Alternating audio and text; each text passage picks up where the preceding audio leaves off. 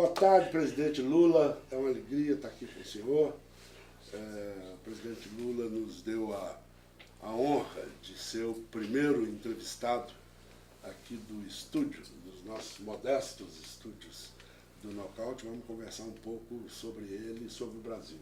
Antes, porém, eu queria que ele fizesse a gentileza de grudar ali do lado do Cassius Clay a nossa plaquinha. Ela é grudada assim? Embaixo. Mais para cá, um pouquinho, mais para baixo. Aí assim. Isso. Isso, senhor presidente. Está inaugurado. Está inaugurado, oficialmente inaugurado, está inaugurado o estúdio do Nocaute. Presidente, primeiro eu queria começar com as coisas mais softs, mais suaves. Caravana. O senhor tinha feito antes uma caravana para o Nordeste, mais demorada, que eu não pude ir, mas eu fui na segunda de Minas Gerais e fiquei muito bem impressionado. Queria saber a sua impressão. Qual é o saldo que fica para o senhor dessas duas caravanas que vão continuar, né, semana que vem? Não, primeiro eu pensei que você ia começar no dia 16 de novembro perguntando da vitória do Corinthians ontem, porque ontem o Corinthians antecipadamente se sagrou, sabe, pela 7ª vez consecutiva campeão brasileiro, que não é pouca coisa. E como no Brasil nós temos duas coisas. No Brasil nós temos um partido político que é o PT, e o resto é antipetista. E no futebol você tem time de futebol, o Corinthians, o resto é anticorinthians. Então eu só posso estar feliz, porque eu trabalho com muito palmeirense. Você assustou na hora que o Fluminense fez gol? Me assustei. Te confesso que eu me assustei, porque eu falei, não é possível, sabe, que vai dar um lucubaca. Exatamente. Mas depois a gente mostrou que a gente estava em primeiro lugar, porque o time tinha estabilidade emocional, sabe, tinha autocontrole, porque o nosso time não é dos melhores. O Corinthians já teve time melhor. Mas na draga que está o futebol brasileiro, o Corinthians então, sabe, eu acho que mereceu esse título e vamos pensar agora no segundo título, terceiro título mundial. Beleza. A caravana. Primeiro do Nordeste, que eu não vi. Fernando, a caravana, na verdade, ela teve como objetivo, eu tinha duas coisas na cabeça quando pensei a caravana. Primeiro, fazer um reencontro com o Brasil. O Brasil é muito grande, muito heterogêneo, é uma diversidade cultural, econômica e social muito grande. E eu tinha noção do que nós tínhamos feito durante o período em que governamos o Brasil, e eu queria ver, nesse momento de desmonte do Brasil, o que estava acontecendo com aqueles setores da sociedade que tinham sido os setores mais beneficiados com os programas de inclusão social. Então resolvi fazer esse reencontro com o Brasil e, ao mesmo tempo, a tentativa de fazer com que o PT recuperasse a sua imagem diante da sociedade brasileira, porque os meninos do Ministério Público resolveram criar a ideia de criminalizar o PT, a ponto de tentarem dizer que o PT é uma organização criminosa, ou seja, então era preciso levantar a moral da tropa, recuperar o PT, fazer o PT vir para a rua e mostrar para o PT que ninguém vai defender o PT a não ser o mesmo PT. Ou seja, o PT se conscientiza de que a acusação que se faz contra o PT é na perspectiva de criminalizá-lo e tirá-lo da legalidade política, ou seja, como já fizeram com o Partido Comunista, no auge do Partido Comunista no Brasil, eles, na verdade, então, inventaram essa mentira do PowerPoint para tentar, no fundo, acabar com essa coisa que começou a ser conhecida pela sociedade, que é as políticas de inclusão social. Ou seja, fazer com que as pessoas possam subir um degrauzinho na escala social, que as pessoas possam comer melhor, estudar melhor, trabalhar melhor, ganhar melhor, sabe? As pessoas conquistar a cidadania. Mas então era esse o objetivo. E o sucesso foi extraordinário. A do Nordeste, eu sou suspeito, porque eu sou nordestino, então o pessoal fala que eu gosto muito do Nordeste, que o Nordeste gosta muito de mim. Na verdade, eu tenho orgulho de ser nordestino, e tentei fazer para o Nordeste não uma política de privilégio para o Nordeste. O que eu tentei foi fazer com que aquela distorção que vinha existindo desde que Dom João VI chegou ao Brasil, foi para o Rio de Janeiro, porque até então Pernambuco era o estado rico do Brasil, ou seja, e começou a fazer com que os investimentos do Nordeste tivessem para o Sul e para o Sudeste. Nós queríamos fazer com que o Nordeste, o Centro-Oeste e o Norte tivessem um pouco mais de ajuda do Estado brasileiro para que o Brasil se tornasse mais igual, mais equânime, para que o desenvolvimento ficasse espraiado por todo o território nacional e não apenas no eixo Rio, São Paulo e Minas Gerais. Tá? E isso eu fiz com muito gosto, tanto no campo da saúde, no campo da educação, no campo da ciência e tecnologia, sabe, no campo das universidades e no campo da geração de oportunidades. Então foi extraordinária a caravana, eu acho que o resultado foi extraordinário. Aí eu queria fazer uma no Sudeste. No Sudeste eu resolvi fazer numa região que eu tenho verdadeira paixão, que é aquela parte mais empobrecida da região, não que seja pobre, mas Sim. um pouco mais empobrecida de Minas Gerais, que é o Vale do Jequitinhonha, o Vale do Que antes era Mucuri. conhecido, durante muito tempo foi conhecido como o Vale do Macharré. E eu tenho uma admiração pela capacidade cultural daquele povo, mesmo vivendo em adversidade social às vezes. É um povo muito criativo, muito extraordinário, e eu fui muitas vezes à região. Eu resolvi também voltar a conhecer de perto. E também, para mim, foi uma surpresa agradável, foi uma coisa fantástica, a emoção, a solidariedade, o companheirismo, a presença das pessoas. Bem, agora terminei em Minas Gerais, eu agora vou fazer uma outra pelo Espírito Santo e pelo Rio de Janeiro e deixar para depois do Carnaval fazer os estados do Sudeste, fazer os estados do Sul. Eu quero começar pelo Rio Grande do Sul e depois fazer a caravana do Norte e a caravana do Centro-Oeste. Aí eu termino e vamos ver o que vai acontecer no Brasil. 10 entre 10 brasileiros gostariam de saber o que é que o senhor acha que vai acontecer em 2018 no Brasil. Olha, primeiro um desejo pessoal. Eu espero que em 2018 o povo brasileiro esteja melhor. Eu espero que tenha diminuído o número de pobres, aumentado o número de empregos, que as pessoas estejam comendo melhor, morando melhor e tendo mais expectativa de vida e que a gente tenha eleições livres e democráticas. Né? O que eu espero é que o jogo democrático no país, que foi truncado, sabe, durante tanto tempo na história do Brasil, e que foi truncado agora da forma mais vergonhosa possível, com a mentira inventada de uma pedalada de respeitando 54 milhões de seres humanos que foram votar só na Dilma, fora aqueles que foram votar também no Aécio e que, portanto, queriam democracia.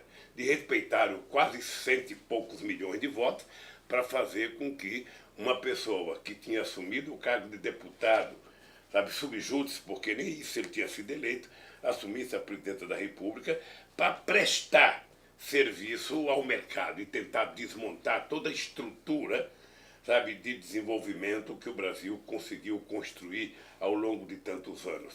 Então eu espero que a gente chegue nas eleições, não importa quantos candidatos tenha, pode ter 10, 15, 20, 30 candidatos, o que é importante é que a eleição seja democrática e que ao terminar as eleições vença o que tiver mais votos e os outros passem a respeitar o resultado das eleições, como eu respeitei em 89, como eu respeitei em 94, como eu respeitei em 98. Então, eu acho que a eleição é feita para isso.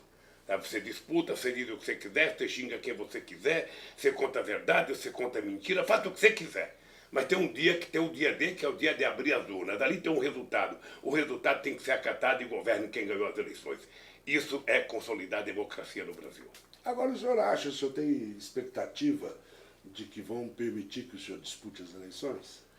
Eu nem discuto isso, a verdade, veja, porque se eu ficar discutindo, será que eles vão deixar, será que eu posso? Aí eu estou fazendo o jogo deles. Sei.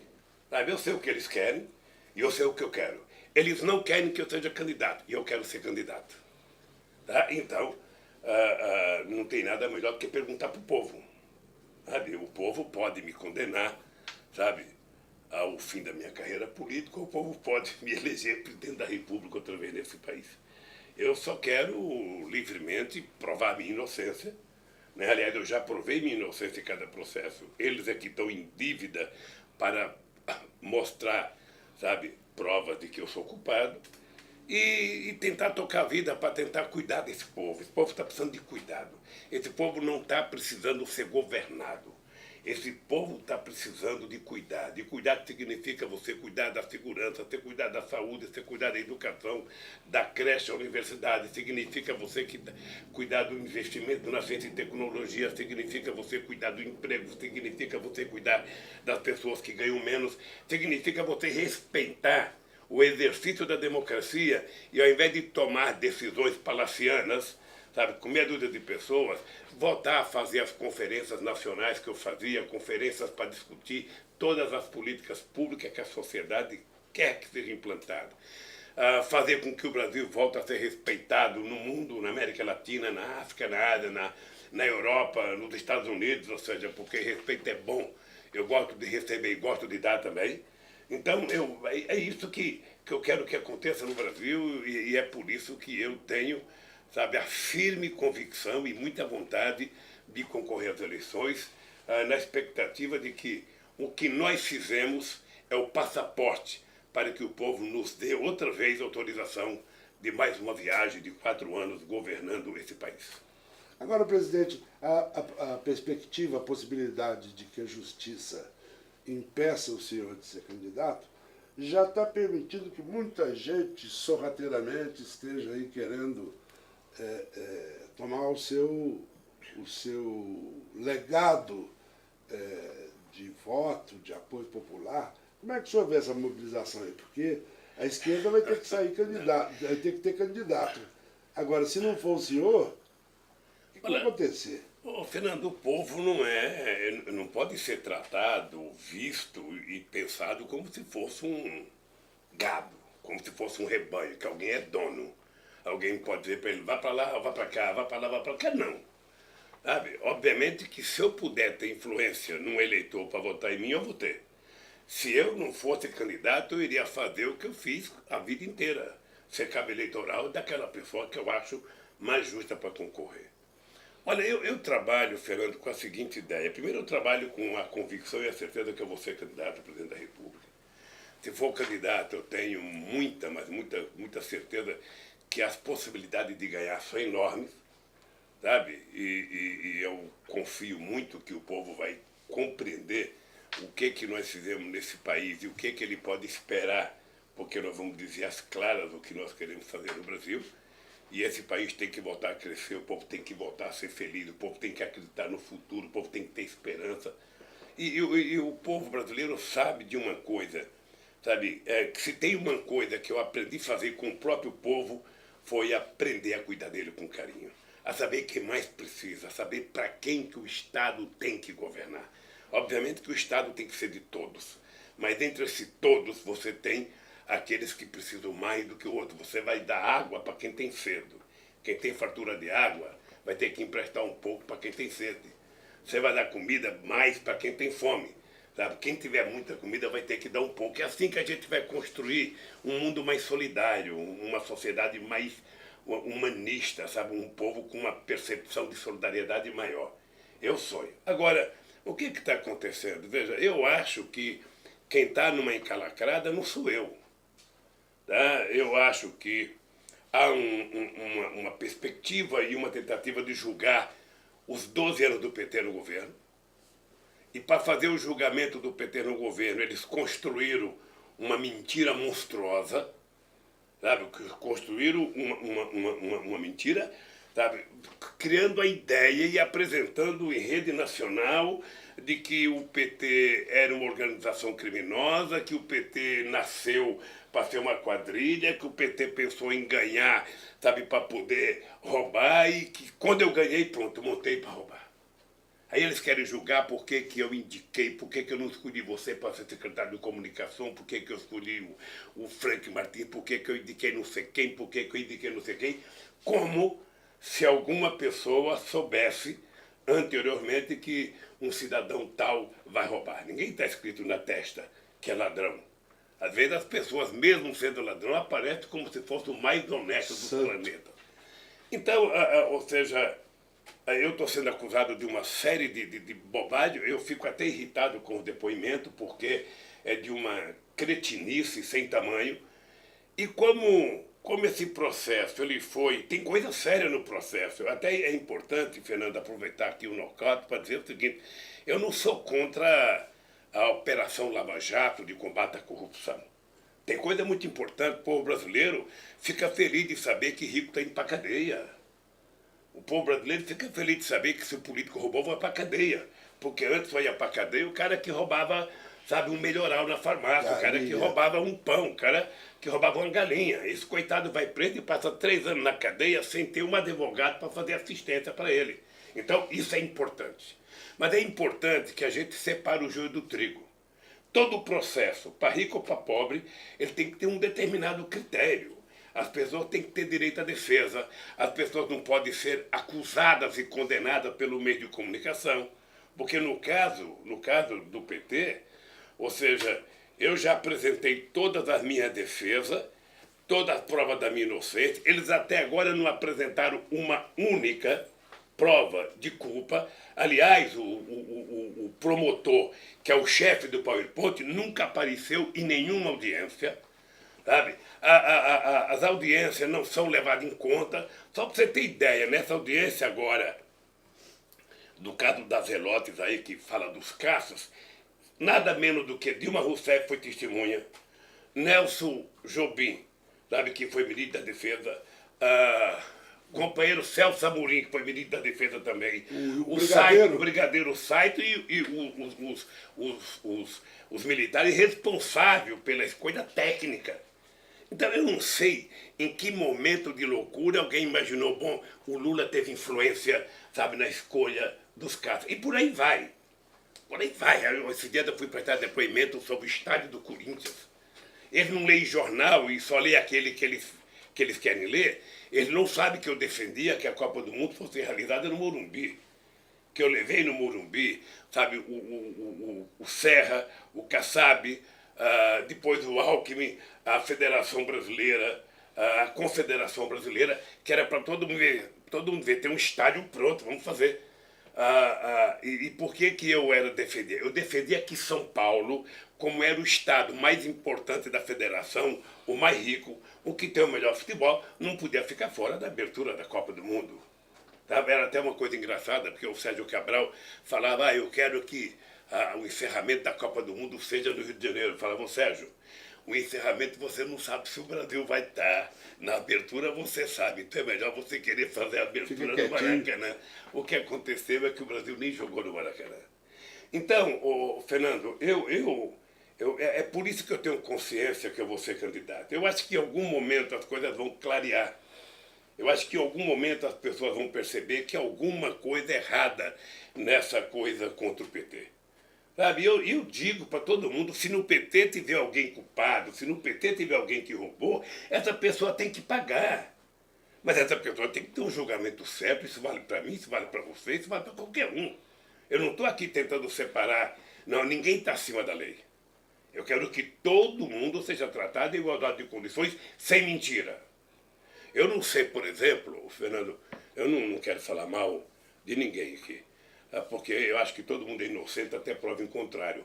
Mas eu não sei se o Jornal Nacional vai dar o mesmo destaque que ele deu a mim durante 30 horas, desde que começou a Operação Lava Jato, a acusação desse empresário argentino que diz da corrupção praticada pela Globo. Eu nem sei se é verdade, eu até defendo que a Globo tenha o direito de defesa, sabe, que seja apurado corretamente, e ela será inocente até a prova em contrário, mas alguém tem que investigar. O que eu acho estranho é que o Ministério Público, até agora, o mesmo Ministério Público que invadiu o Instituto, o mesmo Ministério Público que tem invadido a minha vida, até agora ele não fez nada, não falou nada.